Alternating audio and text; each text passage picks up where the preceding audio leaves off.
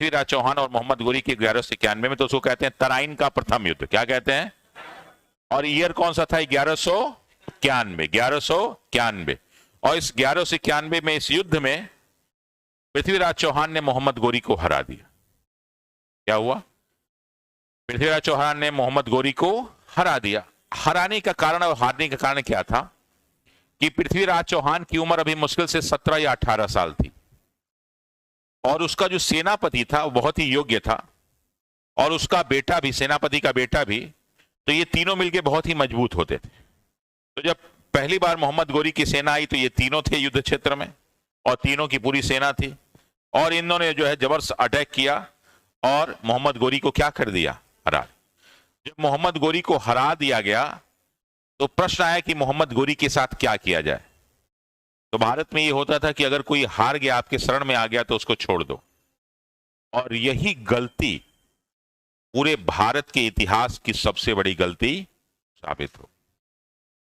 अगर उसी समय पृथ्वीराज चौहान ने उसको निपटा दिया होता तो आज भारत का इतिहास कुछ और होता, और इतिहास कुछ और नहीं होता। ये आसपास के देश और समाज के लिए एक बहुत अच्छा इतिहास बनता, क्योंकि यहाँ के क्षेत्रों के लोगों की जो मानसिकता वो युद्ध वाली नहीं है, शांति वाली। तो आसपास के क्षेत्रों में शांति रहती, विकास रहता, और ये जो जितना भी नालंदा और विक्रमशिला और इस तरह की घटनाएं घटी, ये सब घटनाएं नहीं घटती, और इसका लाभ आसपास के क्षेत्रों में मिलता। आज का क्या है कंडीशन कि आप पाकिस्तान से लेके और तुर्की तक चले जाइए, रोज मारे पीट होता है। मारपीट अभी खत्म नहीं। पाकिस्तान का भी हालत वही है, उसके आगे अफगानिस्तान का भी हालत वही है, उसके आगे बढ़ेंगे ईरान थोड़ा बहुत ठीक ठाक है, इराक का पूरा खत्म ही है, सीरिया पूरा खत्म है, उसके आगे तुर्की भी। तो ये पूरा का पूरा एरिया अभी भी तनावग्रस्त रहता है, तो वहां के लोग भी परेशान हैं और आसपास के लोग भी क्या है? परेशान। ठीक है, तो यही युद्ध हुआ था। क्या? 1191 के तराइन के युद्ध में पृथ्वीराज चौहान ने क्या किया? मोहम्मद गोरी को हरा दिया। लेकिन गलती यही किया कि उसको मारा नहीं, छोड़ दिया, वहीं पे उसको निपटा देना था। अब चूंकि वो आया ही था हमला करने के लिए, तो क्यों वापस जाता? तो कई बार उसने छोटी मोटी लड़ाइयां लड़ी, तो कहा जाता है कि 17 बार आक्रमण किया। आसपास के एरिया पे छोटा मोटा लड़ाई करता था, और ये लोग ध्यान नहीं दे रहे थे, क्योंकि सोचे कि हरा दिए तो अब क्या दोबारा आएगा। फिर एक साल बाद ही दोबारा 1192 में आ गया। कब आ गया? क्योंकि आस-पास के क्षेत्र में था, तो वो उस मौके की तलाश कर रहा था जब इसके सेनापति और उसका बेटा कहीं दूर जाके लड़ाई लड़ रहे हैं। तो उस समय जो है इसके सेनापति और बेटा वो चले आए थे उत्तराखंड साइड में, यूपी के साइड में लड़ाई करने के लिए, और इस बात की जानकारी पृथ्वीराज चौहान की, इस बात की जानकारी मोहम्मद गोरी को हो गई, और मोहम्मद गोरी अपनी सेना लेके भारत में क्या हुआ? अब इसको यहां के इतिहासकारों ने नया रंग दिया। क्या नया रंग दिया? कि पृथ्वीराज की उम्र 18-19 साल की थी, अच्छी बात, स्मार्ट राजकुमार था भाई,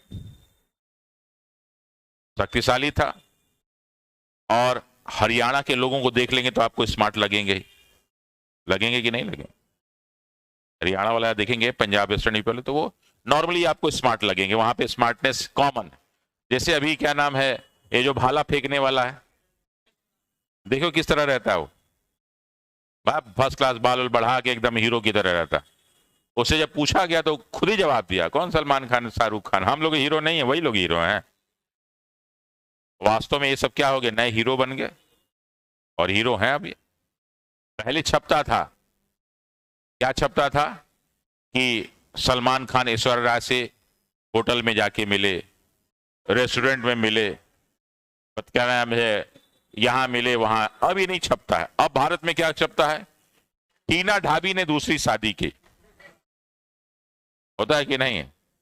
अतहर ने जो है डॉक्टर लड़की से, तो पहले जो हीरो हीरोइन का किस्सा होता था, अब वो आईएएसओ का जो है किस्सा हो गया। आएगा सबसे स्मार्ट आईपीएस अधिकारी भारत की कौन है? पहले आता था सबसे स्मार्ट हीरो कौन है, सबसे स्मार्ट।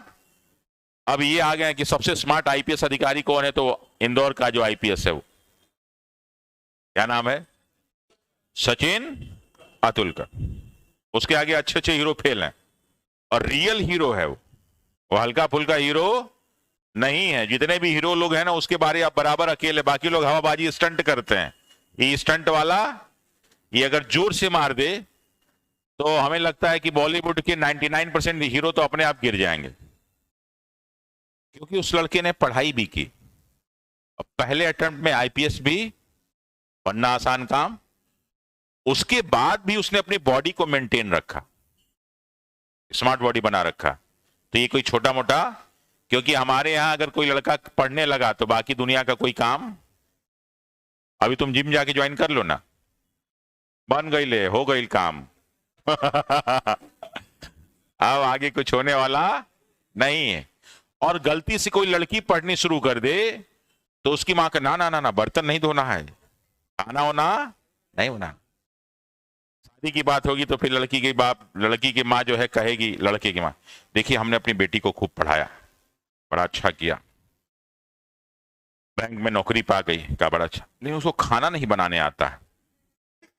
क्या नहीं बनाने आता है? खाना बनाने।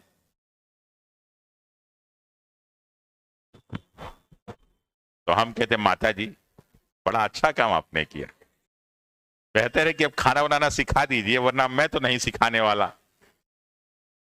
तो ऐसी पत्नी लेके क्या करूंगा कि खाना जब नौकरानी के हाथ से ही खाना है। पत्नी पत्नी होती है ना भाई, अपने हाथ से बनाएगी, बच्चे को अपने हाथ से खिलाएगी, हमको भी खिलाएगी। अब जब नौकरानी खाना बनाएगी तो कहेंगे खिला भी दो भाई। खैर ऐसा नहीं है। अगर आप पढ़ाई लिखाई करते हैं तो पढ़ाई लिखा के साथ साथ आपको बाकी सारी चीजें भी आनी चाहिए। अगर माँ आपकी मना करती है तो उसको मना कर दो, नहीं माँ मुझे खाना बनाने भी आना चाहिए, क्योंकि जीवन की बहुत जरूरी चीज ये है। अगर आप ये नहीं कि अधिकारी बन गए, हमारे परम मित्र बहुत बड़े अधिकारी लेकिन घर में सफाई बड़ा अच्छा करते हैं, अभी भी झाड़ू पोछा लगा देते हैं, उनको फर्क वरक नहीं पड़ता। एक तो बहुत बढ़िया कुक है, खाना वाना बनाना शुरू कर देता है, कहीं शादी ब्याह में जाएगा तो बाकी लोग अगर रहेंगे वो जाके देखता रहेगा क्या क्या बन रहा है, क्या बना रहे हो जी, सब्जी, मसाला डाल दिए, नहीं तो हटो हम डालेंगे। ये अच्छी चीज है। खैर, तो इतिहासकारों ने लिख दिया कि साहब ये जो है राजकुमार जी थे, इनको एक प्यार हो गया था एक लड़की से जिसका नाम था संयोगिता। क्या नाम था? और वो पड़ोसी राज, वहां पे राजा थे जयचंद। क्या नाम था? और वो जयचंद की बेटी थी। तो क्या दिक्कत है भाई, एक राजकुमार को एक राजकुमारी से प्यार हो जाए, इसमें कौन सा गलत? कहा नहीं। उसके बाद जयचंद ने क्या किया, पृथ्वीराज चौहान के खिलाफ मोहम्मद गोरी की सहायता की। का प्रमाण क्या है? का प्रमाण तो कुछ नहीं है, बस है, हम लोग लिख रहे हैं इसलिए है, क्योंकि अगले ही साल मोहम्मद गोरी ने किस पे हमला कर दिया? जयचंद पे। किस पे? तो क्या युद्ध में जयचंद सपोर्ट कर रहा था मोहम्मद गोरी का? कहा कि नहीं। तो कैसे उसके साथ हुआ? लेकिन उन्होंने इतिहास में बात लिखी। ऐसी बहुत सारी और भी बातें लिखी जाएंगी जो मैं आपको मेड्यूल में पढ़ाऊंगा, जो सरासर गलत है। क्या है? गलत।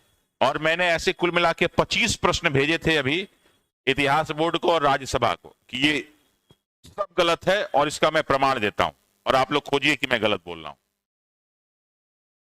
जैसे एक और आएगा कि मगध में एक साम्राज्य था हर्यक वंश। क्या नाम है?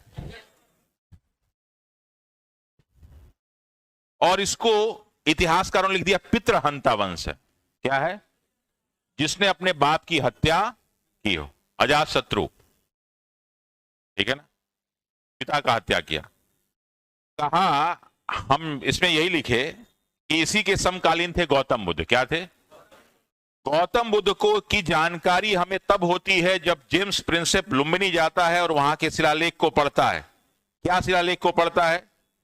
यहां पे मगध सम्राट अशोक आए थे, उनको ये मालूम चला कि ये गौतम बुद्ध की जन्मस्थली है लुम्बिनी, इसलिए यहां के लोगों के टैक्स को उन्हें घटा के कम कर दिया। तो जब आपको ये जानकारी उस शिलालेख से मिलती है कि गौतम बुद्ध वहां जन्म हुए थे, तो गौतम बुद्ध के समकालीन अजातशत्रु के बारे में आपको कहां से जानकारी मिली थी कि वो बाप को मार के बना था? लेकिन ये इतिहास में क्या किया गया? लिखा गया। इतिहास में दूसरा लिखा गया कि अशोक अपने जो है 99 भाइयों को यहीं अगम कुआं में, कहां पे, मार के शासक बना। इसका कौन सा प्रमाण है? जबरन। ये सब जबरन का प्रमाण है, जो जबरन ने इतिहास को अजीब ढंग से बनाने का प्रयास किया गया। लेकिन यही पूछा जाता रहा, अब धीरे धीरे चेंज हो रहा। तो इस तरह के लगभग 25 प्रश्न हमने लिख के भेजे, या इसका फिर से हिसाब किताब लिया जाए कि सही है कि गलत। चलिए तो अगला लिखें। 1100